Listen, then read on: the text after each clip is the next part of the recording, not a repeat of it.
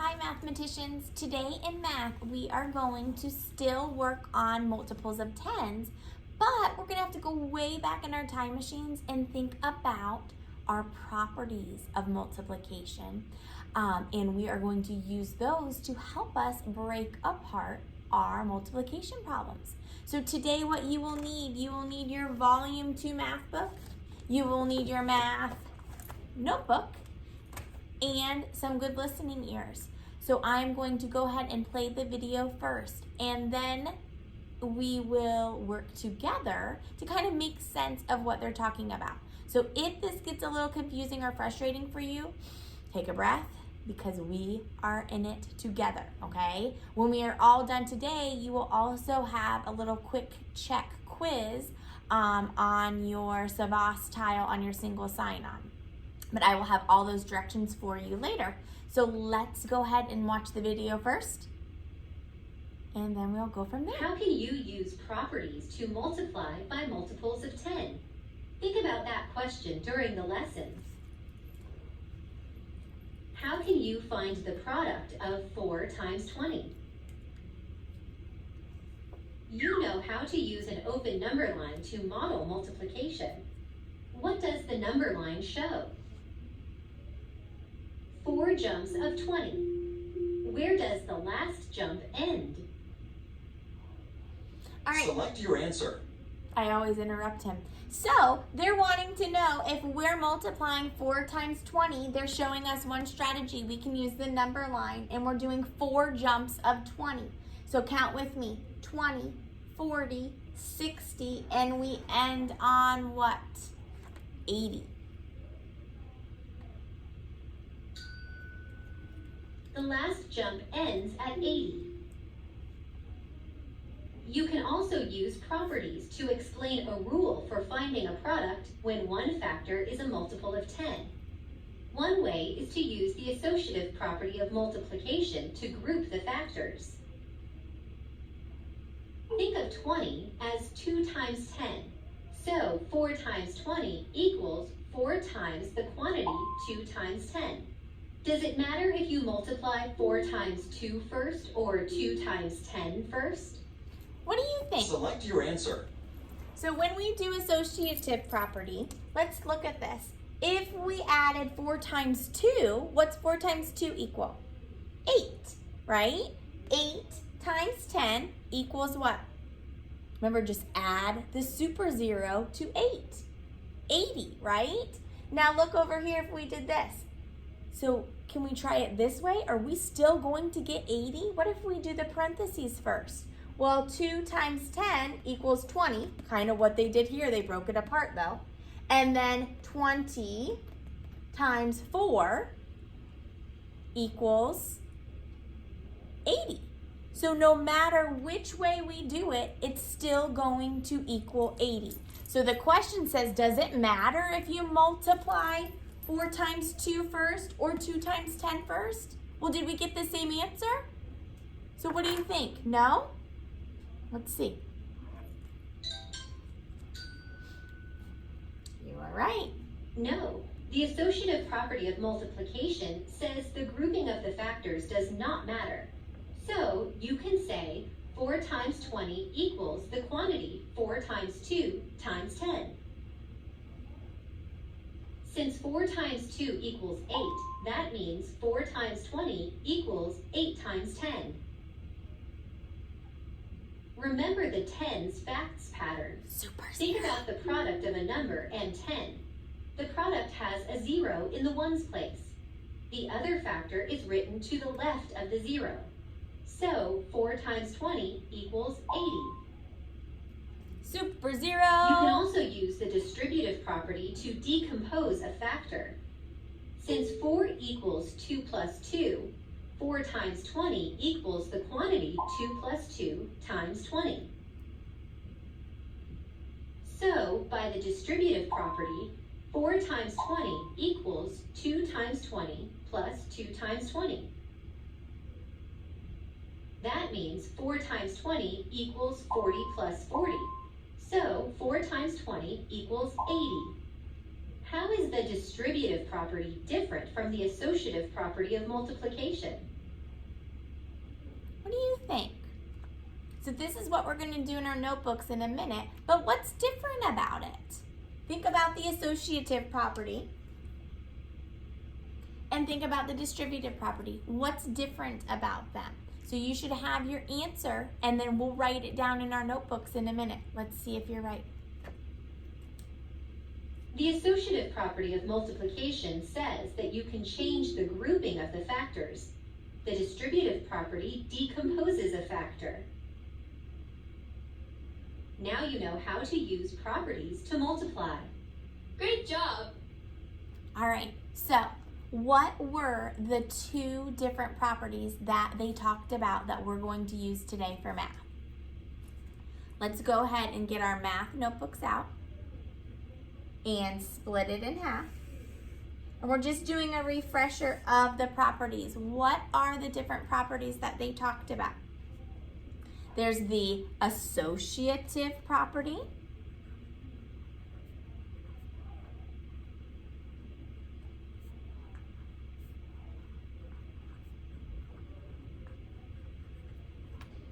Okay, can you see that? Let me make it a little bit bigger for you. And there's the what? The one you became a doctor of, right? The distributive property.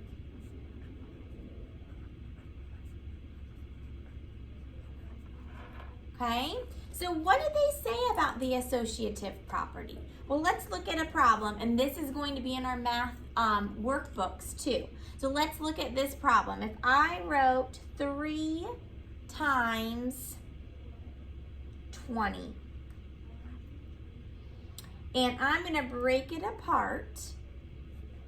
I'm going to keep my 3, but I'm going to break apart my 20. Well, what can I break apart my 20 with?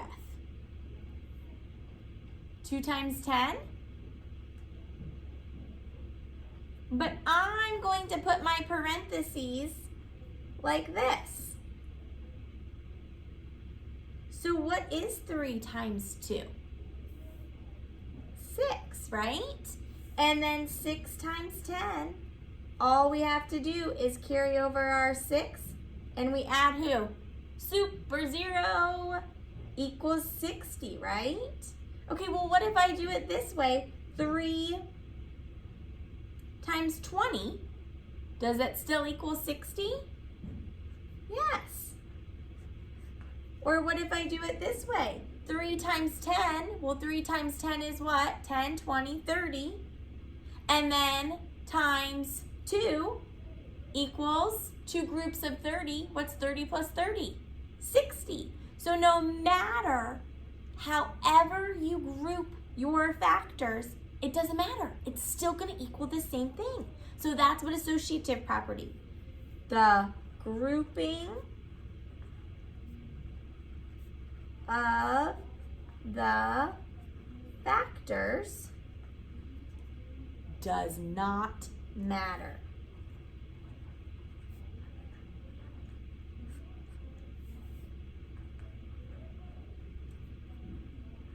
Okay?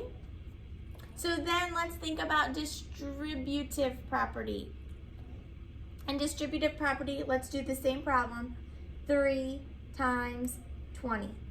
Now we've always broken apart the first factor, right? So how could we break apart 3? What could we do? How do we break it apart? Could we say, let's see. What do you think? They have 2 times 20. All right, well, 1 times 20.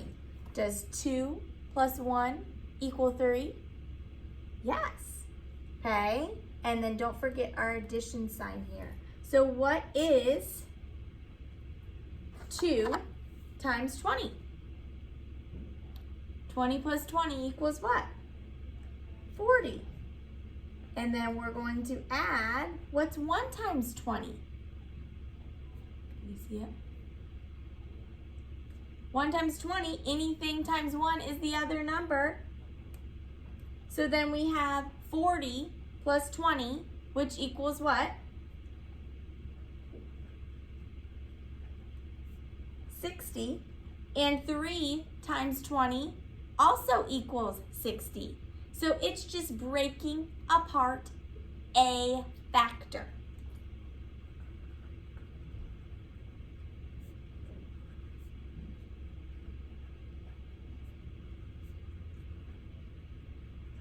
Okay, so you should be experts at distributive property because we have done that recently. Associative property might have been reaching in your time machine a little bit, but now that you understand what they are, I would like you to turn to, and I'm making sure I have the right page here, sorry. Turn to page 391. 391. The first ones we already did. Number 1 and 2 we already did. The first one we were breaking apart the factor. When you break apart a factor, what is that? What property is that? Distributive property, right?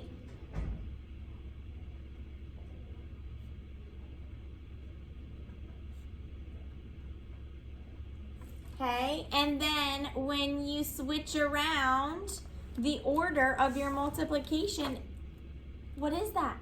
The associative property.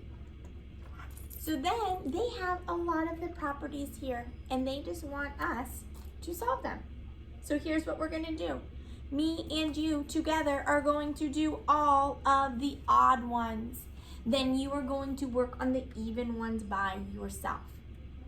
Okay? So let's look at number 3. Now here's where it gets a little different. We've always broken apart the first number when we do distributive property, right? Now they're wanting you to break apart the other one, which is pretty easy because it's just a multiple of 10. So look what they have here, and then we'll kind of follow how they break it apart, okay? They have 9 times blank times 10. So they're breaking apart 60. They're breaking apart the multiple of 10. Well, how many times do you have to count by 10 to get to 60? 10, 20, 30, 40, 50, 60. How many times? 6. Or you can just look here and it tells you the answer. Look in the tens place. So we're breaking apart 60. Okay? But then look what they're doing here. They're switching the parentheses.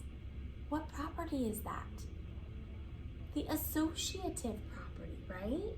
So instead of saying 6 times 10, they're saying 9 times 6. That might be a little bit easier for you to solve. Well, what is 9 times 6? You should be using your finger trick if you can. 9 times 6 equals 54. But we're not really multiplying by 6, we're multiplying by 60, right? So what's 54 times 10? Just add the super zero. We keep 54 and we just add who? Super zero. Okay? So that was associative property. Now look down here. What property is this one? Number 4 is, I see 2 sets of parentheses. When I see 2 sets of parentheses, I know it's what? Distributive property. So for number 4, you're going to do distributive property. You're going to look at what they broke apart to help you solve it. Okay? So let's look at number 5. Remember, we're going to do all the odd ones together, and then you're going to do the even ones by yourself. So let's look. We have 7 times 60.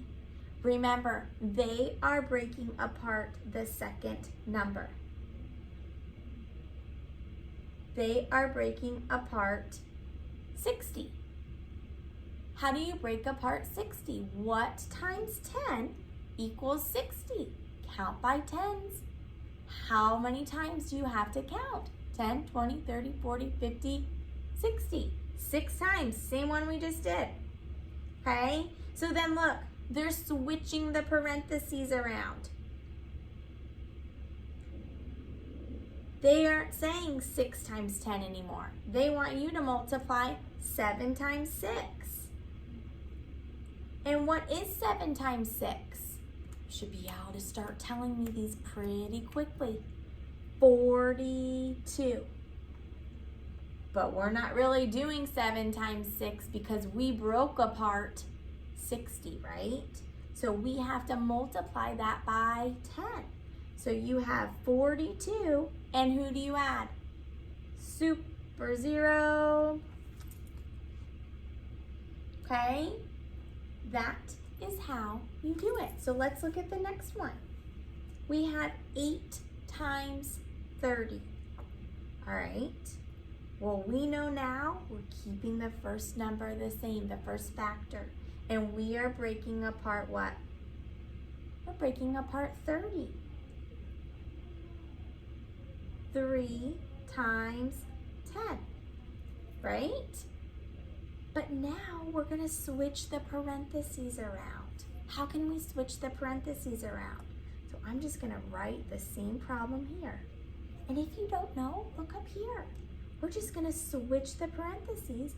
So now we have 8 times 3 times 10.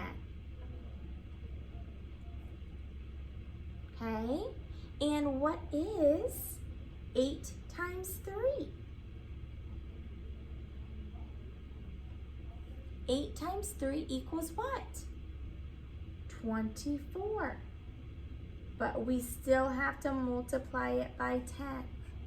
And what do you get? Well, add your 24 and then add who? Super zero. So you have 240. Okay? We're going to do 2 more. Let's look at the next one. Let me move it so I can make it a little bit bigger for you. All right. You should be kind of getting the hang of it and the pattern of it. So we are looking at 5 times 90. Remember, we're going to keep 5 the same, but what are we going to break apart? 90. How are we going to break apart 90? 9 times what? 10. Okay? But then we want to switch the parentheses. Where could we put the parentheses? So every time I'm just rewriting my problem, where can I put my parentheses? If they're at the end, could I move them to the front? 5 times 9, and we're still going to multiply it by 10, right? Well, what does 5 times 9 equal? What are we going to put here? What does 5 times 9 equal? Count by 5s 9 times. What do you get? 45, right? And we're going to multiply it by 10. And we should know our trick. 45, add the 0. We have 450. All right? Let's do one more together. I want you to kind of think about this. What are we going to break apart? Every time now, we're breaking apart our multiple of 10. So we have 6 times what? How do we break apart 40? 4 times 10. And then where are we going to move our parentheses? They're at the back. So we're going to move them to the front. So now we have 6 times 40 equals, we're moving our parentheses, 6 times 4 times 10. And what does 6 times 4 equal? What are you going to put here? 24. And then you're gonna multiply that by 10. And you have what? 240. So you guys are going to do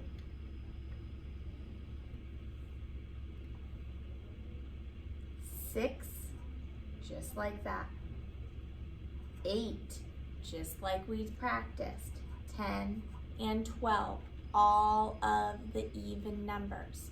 Now, before I send you off on your own, I need you to flip your paper over.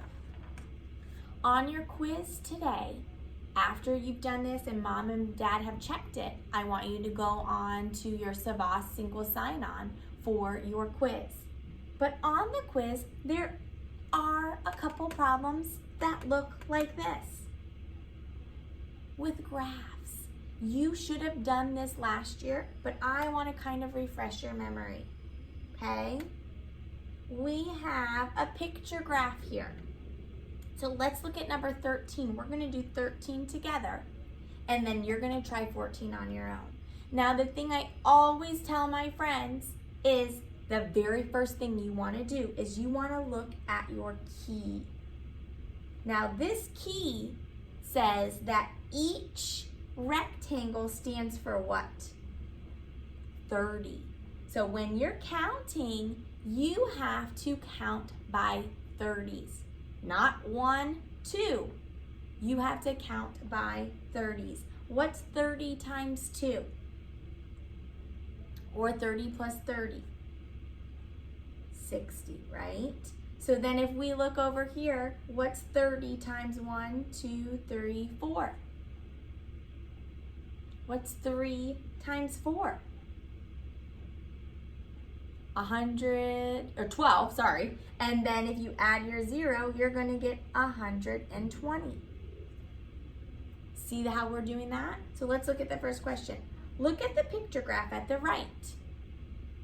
How many pounds of newspapers did grade 3 collect? Well, we just did it. There's 1, 2, 3, 4.